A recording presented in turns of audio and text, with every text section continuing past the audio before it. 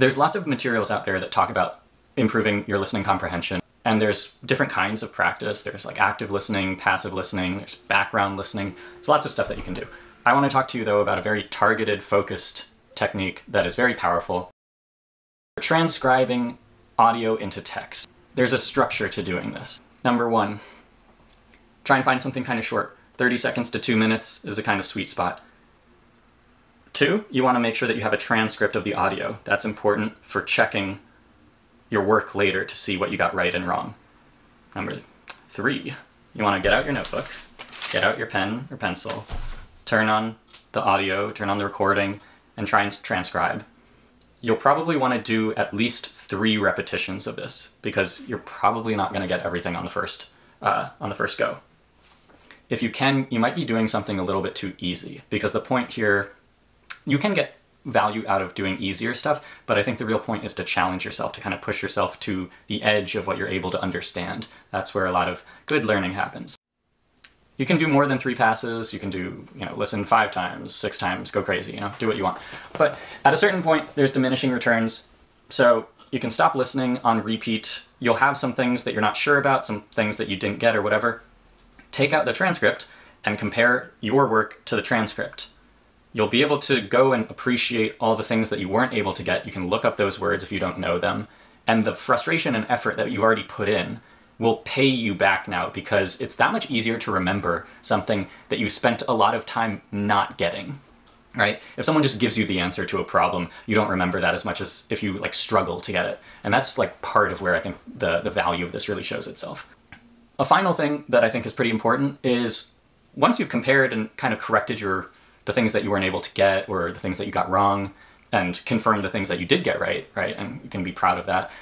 Once you're done reviewing the written text, I would say turn on the recording again, and listen first with the transcript in front of you so that you can see the new difficult words on the paper while you're hearing them and trying to internalize them.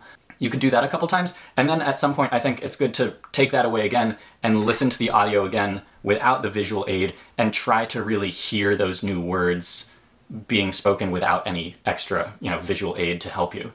Again, this is just really it's really drilling in this new language, these new words, new sounds into your head. The benefits to this, I think if you do it, you'll just see them. I feel like if you just think about what goes into this, it's kind of clear and sort of undeniable that there will be benefits, because you can't really transcribe another language and not understand it. If you're able to hear the words enough to write them down, then you're starting to grasp what's being said. Right? You can't really do this and not improve your vocabulary and listening abilities. And to my fellow Chinese language learners out there, you can see I'm doing a mix of characters and pinyin. At a certain point, I was just over it with characters. I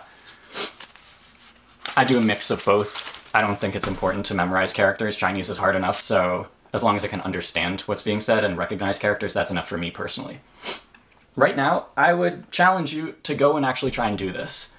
One place where you can is a website like the Chairman's Bow. There's other places you can go, but I like Chairman's Bow. I did this practice yesterday on that website because, well, a lot of their content is paywalled. They have sample texts and audio for HSK 1 through 6 that are free. You can just go and, you have those resources right there, and the audio is in this, time scale. It's a couple minutes.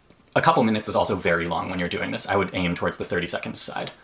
Yeah, so anyway, I hope this is helpful. I hope you take some time to work on your listening comprehension. For me, doing this yesterday, doing 2.5 minutes of audio took almost 2 hours. It was 1 hour and 20 minutes pausing all the time and writing down sentences, and then a half hour later correcting and reviewing the stuff.